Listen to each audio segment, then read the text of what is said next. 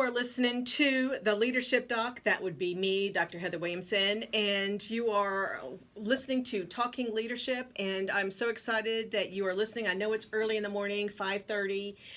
Hope you have your cup of coffee and sit down and listen to some great leadership tips that I have for you today. You are listening to ESPN 106.1, and I have a great friend of mine today who is going to be sharing more from an HR perspective about what she does. And her name is Mindy Flanigan, and she is the founder and chief inspiration officer with Inspiring HR, which I have to say, I love the chief inspiration officer. Thank you. Because, people go founder, president, guilty as charged. But I think you choosing the title that you chose kind of sets up the culture for your business. I would say that's right. Uh-huh. It was sort of intentional. I've always been a believer in the trickle-down theory. So Yeah. how I inspire others impacts those that work with us and how we deliver service to our clients. And so when you came up with this, did you intentionally came up with Chief Inspiration Officer. So how does that, I know you said it trickles down, but how do you make sure that that is kind of encompassing the culture that you want for your employees? Well, I never wanted CEO attached to me. I don't even know if I like chief attached to me. But there's, what I've learned in my vision of HR done differently, which is sort of this vision we all rally behind. There are certain things that as much as I want to completely upend the status quo or the standard, there's some things that people around me say, we know you want to be HR done differently, but why don't you leave well enough alone? So I didn't want CEO, so I said, what do I want to get out of my company, my culture? What do I want to rally behind and be built on? And inspiration, hence Inspiring HR. So it just seemed to make sense to me to be CIO. But some people think that means Chief Information Officer, which is also another use of CIO. Yeah. So it does get confusing from time to time. If you just use those initials. Yeah. So how do you at Inspiring HR do HR differently? Well, I have it's the best way to say this. I'm highly opinionated in the journey that HR outsourcing has been on since really I've been involved in it all the way back to 1993. And through this evolution of my career, I had an opportunity to provide consulting services through various organizations to small businesses. And that probably elevated my passion for the success of small businesses. But I came up with HR done differently because A, I'm impatient with the status quo, but B, the status quo was convincing those in small business environments that they could just avoid HR like the plague. They had prior experience with an HR person or HR function where they're like, I'm going to play catch me if you can with labor law compliance, and I don't need those kind of people telling me what to do because they don't add any value to my business. Right. I know those people, as I often heard, as the police or the Terminator, right? They're the department that always says no, or we only see them when someone needs to get fired. Like, that's not who I want to work with, and to me that's not an HR business partner for sure. And since I'm so passionate about HR adding value to any kind of business, I just needed a narrative to get behind, to get them believing that we had something different to offer, hence HR done differently. And so you had shared that you are a disruptor and a builder. That's kind of how you refer yourself this way. Kind of. Yeah. So I'm a big fan. Or you've been told. I've been told. So I was recently interviewed for a podcast where this particular leadership consultant said I fit in the disruptor category, and we had a long conversation about why she felt that, and it really tied to my HR done differently narrative. I'm a builder because I didn't really believe it until I ran this test. There's a motivators assessment test you can run through this company called The Culture Works. And I run it on myself periodically, and I also run it for everybody that joins our team. And it sort of tells you what your primary motivators are and what bucket that lands you into. Right. And I'm a builder first and a caregiver second. So this profile tells me. It's just really interesting to read. You read the assessments and they're like spot on, like that's me, but you've never been able to define it. Yeah. So that's where I get the builder from. Cool. Yeah. I use, with my clients, I always use assessments, and I always use the DISC, obviously. Yep, and then I use a motivator because I want to know, what's going to be driving this person. And then I always use, one other thing is how they make decisions. Because it's really important to figure out what steps they go through in that decision-making process. Yeah. And so it's really cool. And, all that information really helps them and you as the boss, be able to figure out how to motivate them, how to communicate more effectively with them. And really important that you do that, because we're hearing, time and time again that there's plenty of greener people entering the workforce and they don't have good problem-solving skills. Yes. But are you asking the right questions? I'd really ask the right questions to determine that, and then use an assessment like you indicate to see what their problem-solving process is. Yeah. It'll tell you whether or not, at that pace and at that intellect, if they're a good fit for your organization. Yeah. That and a few other things. Yeah. Lots of other things. Hiring is an art, not a science. So you also talk about how to grow as a leader and how you push yourself so you're not chasing the finish line, but instead embracing continuous improvement. Yeah. I like that. Thank you. Yeah. I've put it in many job descriptions. There you go. Yeah. So how do you do that?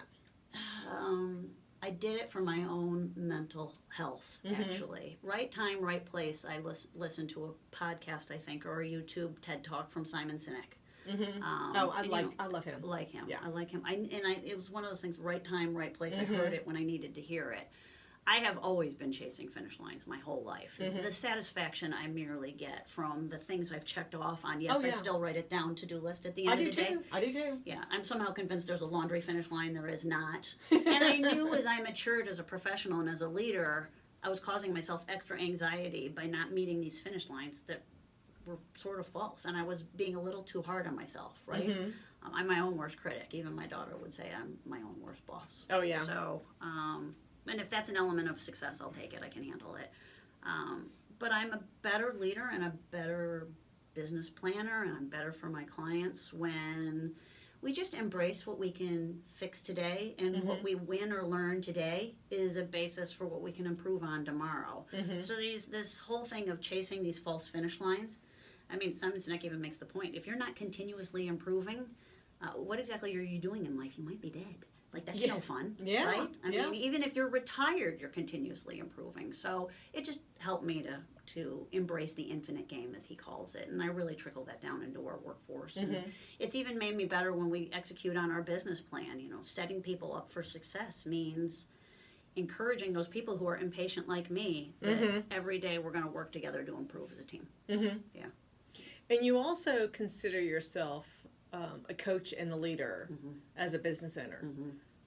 So how do you, first of all, why do you think that? And then how do you make sure that you are implementing that in your everyday to day? Coach kind of, for me, resonates in terms of my builder personality. Builder of people, builder of processes, builder of a company, builder of an exceptional employee experience, builder of an exceptional client experience. And that's how I tie builder into that. But I was never, ever...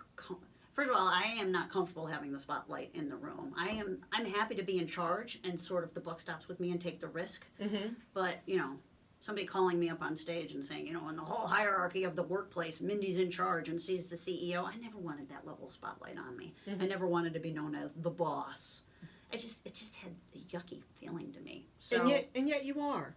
I am, but I don't really want that spotlight on me. And I think early on, I got real personal satisfaction early out of my career when I was getting praise from field representatives when I was working in a benefits department to kind of be a fixer and a get things done person. But even then, I'd credit the people around me and not myself for that. So I am more than happy to pass the credit around to others. So and that I think is so important, because if you are a leader who is going to hog the spotlight, take credit for basically your team's achievements, then that is going to cause a lot of distrust from them, regarding you as their boss. And that is not what you want as a leader. And I had mentors early on that showed me great examples of manage up. And so I've embraced manage up, and sort of manage up and builder and coach all morph together into, I don't know everything. Nobody knows everything. Surround people who are smarter than you in certain knowledge, skills, and abilities areas, and put the right recipe together to create a great team. And I think it's intentional for you to be authentic like that is really which is another factor that helps build trust with your employees. But it takes a special person to admit that they don't know everything, because I think we as humans like to feel like we have all the answers, if in front of other people. With ourselves we'll say, yeah, I don't really know.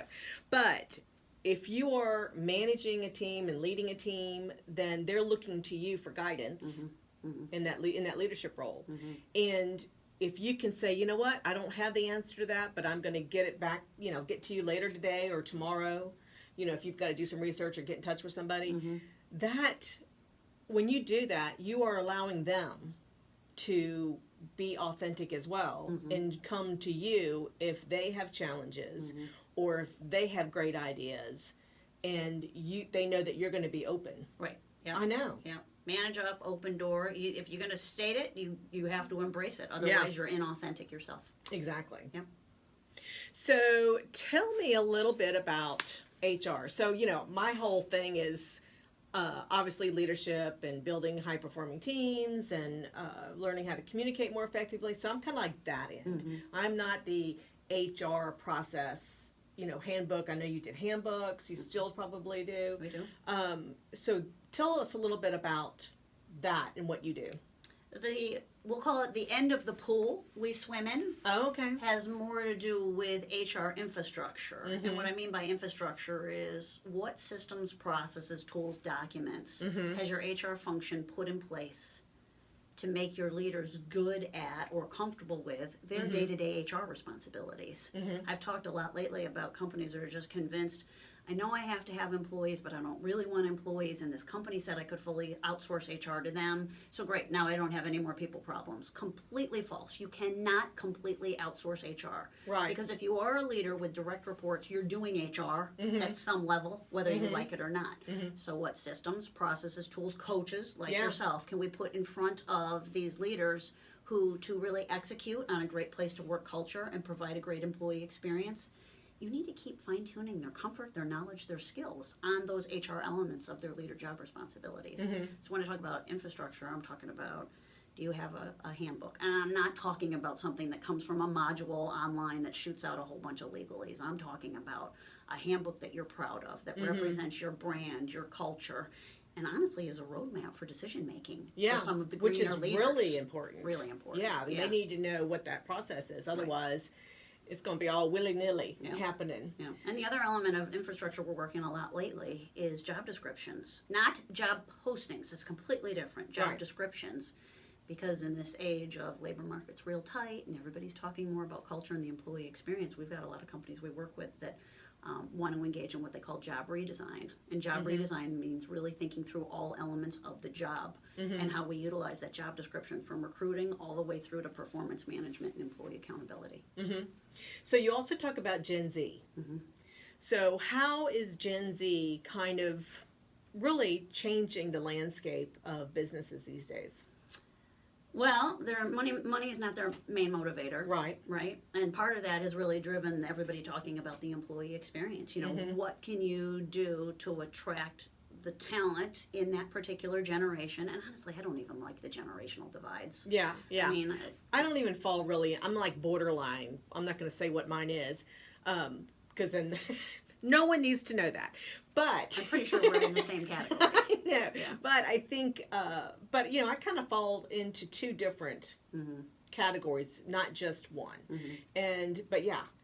So it's hard for me to talk about the generational divides, but if what I read and observe and what our clients tell us is generally correct, if I had to put some definitions around it, they're not primarily money motivated, and the older generations, we'll call maybe the Gen X's, they're having a really hard time in a leadership capacity understanding I worked that hard, so why don't they want to work as hard as I worked when I was their age? I get it, but it just doesn't work that way. Sorry. They're not as money motivated. They want more work-life balance. They're willing to change jobs more frequently.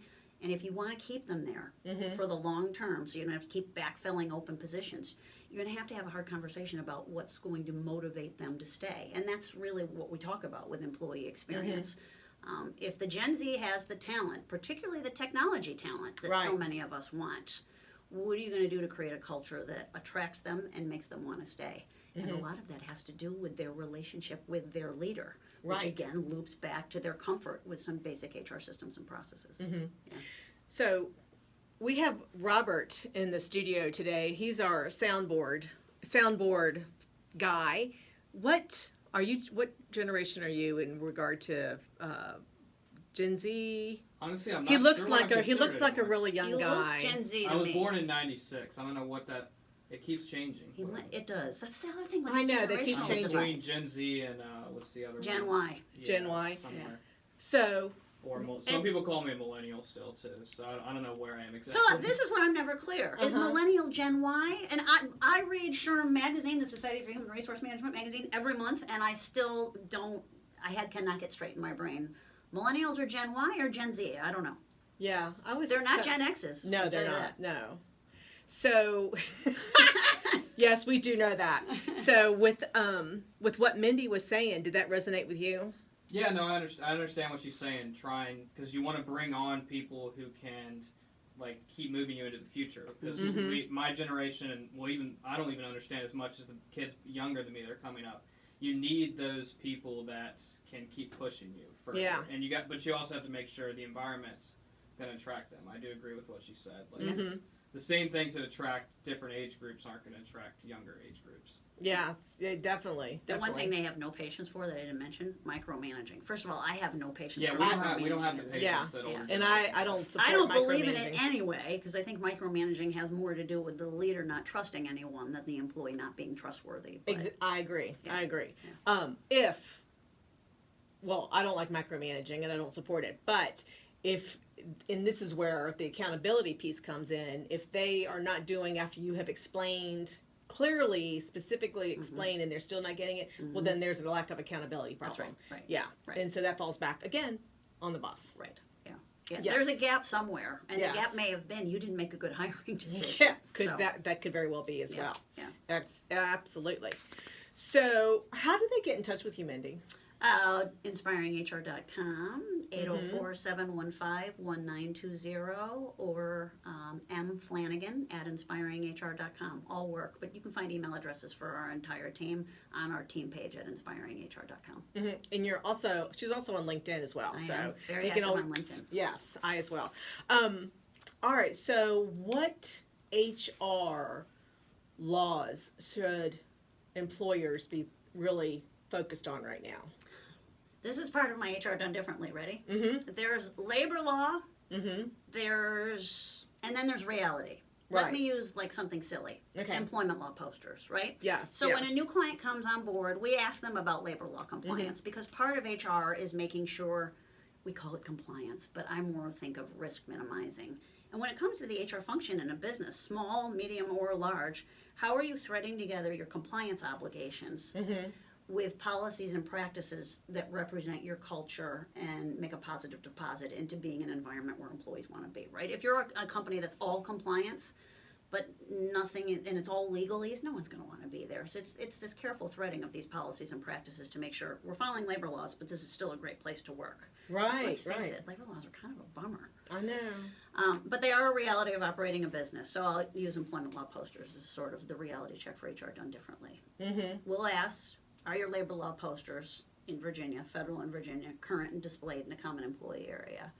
I think so, is typically the answer. All right, when was the last time you ordered labor law posters? 3 years ago? I'm like, well, they're out of date. Mm-hmm. Oh my God, am I going to get in trouble? No, you're not going to get in trouble.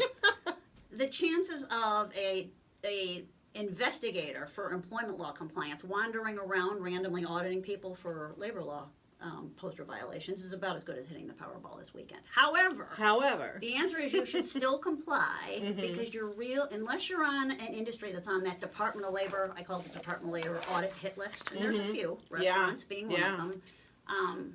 It's the retaliatory ex-employee looking for their gotcha moment. Oh, yeah. That's going to create problems for you. So, it begs the question, where's the risk? There's the right thing to do, and then is there risk? And somewhere in there you'll find the right decision to correct whatever labor law it is that you're violating. But still to this day, the two number ones to pay attention to that are being the most audited these days is don't get contractor versus employee wrong, because now in Virginia, the Employment Commission, if they figure it out, they're going to hit you for back unemployment taxes, and that's no fun. So know the difference between contractor and employee, and we advise on that a lot. So what is the difference between contractor and employee? Well, the Department of Labor would give you one answer, the IRS would give you another, and then VEC may even throw in their own opinion. This is the main talking point. Vendors are contractors. Right. Vendors are entities that even if it's just one person, but vendors are entities, could be one person, that your accounting department is paying a certain fee to supplement your workforce, but not in the area of what you primarily offer. I'm an HR consulting practice. Our contractors, our 1099s, our marketing strategist, our web developer, and our IT support specialist, because they're not a part of the service we deliver every day. Right. Our HR consultants are on payroll. They are not subcontractors because they are an element of the service we primarily provide. So contractors, 1099 are contractors and vendors paid by accounting.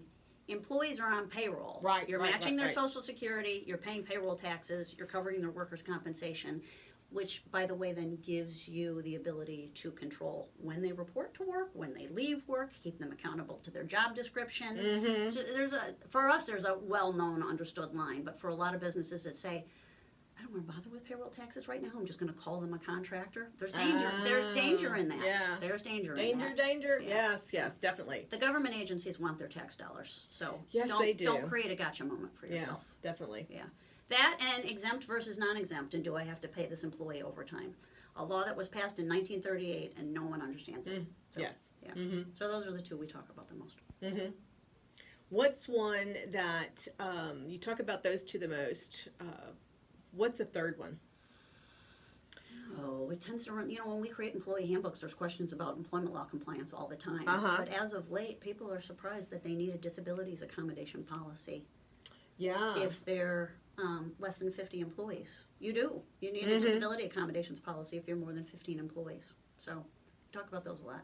And then sometimes the Fair Credit Reporting Act. If I'm running background checks on employees I'm about to hire, what if there's a red flag on that third-party reporting report? What am I supposed to do? What are my obligations under the Fair Credit Reporting Act?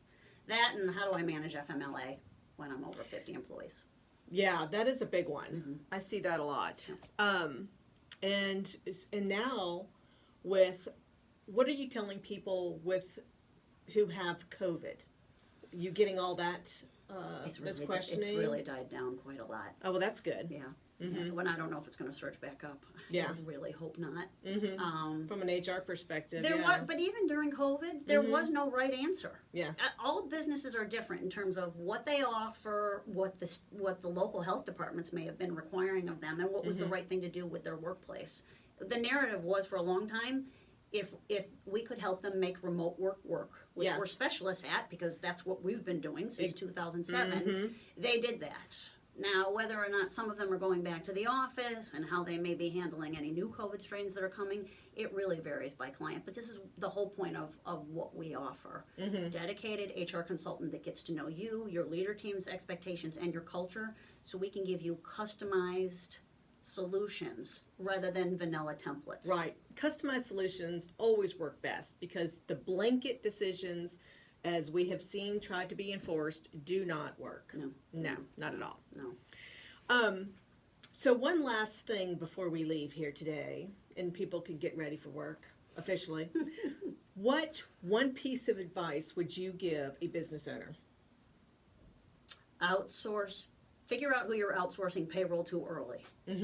And then figure out what you're going to do about benefits in HR. We actually get referrals from payroll companies, and we appreciate it, but we find ourselves in a position to not be able to refer back to payroll companies as often as they refer to us, and everyone has said, why is that?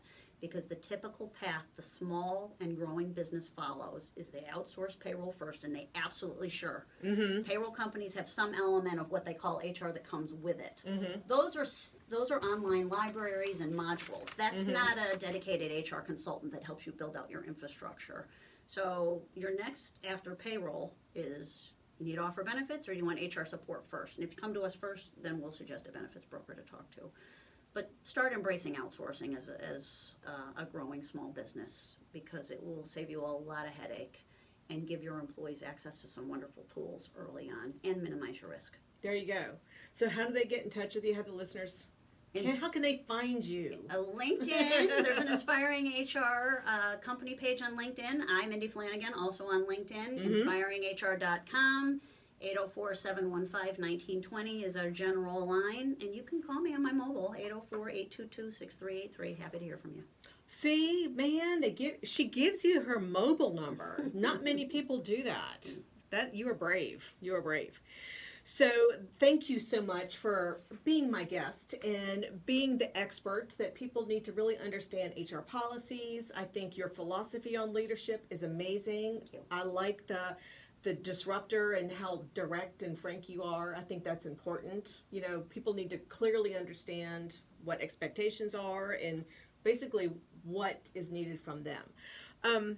So that's going to do it for us today. Thank you for listening to Talking Leadership with Dr. Heather Williamson, the Leadership Doc on ESPN 106.1 FM. And I will be back next Monday, so don't miss out on our next guest because he is fantastic and he has gotten patents and created a business, sold it, worked internationally. So yeah, you don't want to miss out on that. Thanks and goodbye, and I'll see you next Monday.